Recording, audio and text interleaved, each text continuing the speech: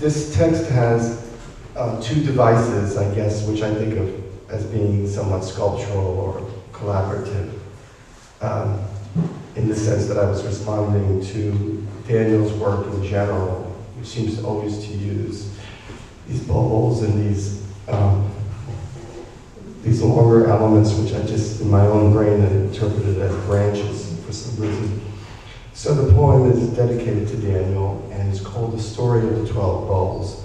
There are 12 quatrains, that's one of the devices, and then the word bowl is repeated 12 times. So I'm not really good at that kind of thing, but it sort of just accidentally happened that way. The Story of the 12 Bowls. They left me for dead by the side of the road. I cannot remember where. Was it Bombay or Calcutta, Rangoon or East LA, the north end of St. Louis or Phnom Penh, Jakarta or the housing projects in Long Island City? Come to think of it, it was everywhere.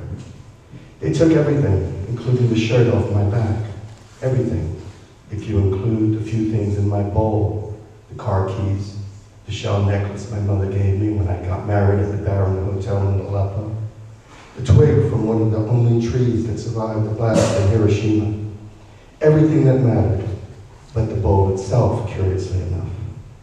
Perhaps because it was soiled and looked like a cross between a teenager's tarnished sports trophy and a begging bowl, a bruised bra cup and a desanctified chalice, a trembling hand trying desperately to cup champagne or polluted water.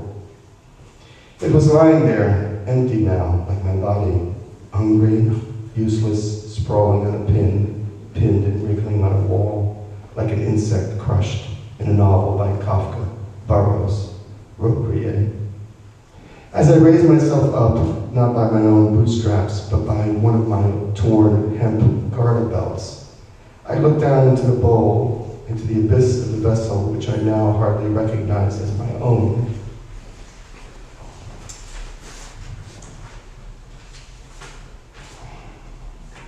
So scarred was its surface, so tainted its veneer, so cracked and chipped the rim, the bones comprising its tenuous curvilinear structure, and realized this bowl was all there ever really was.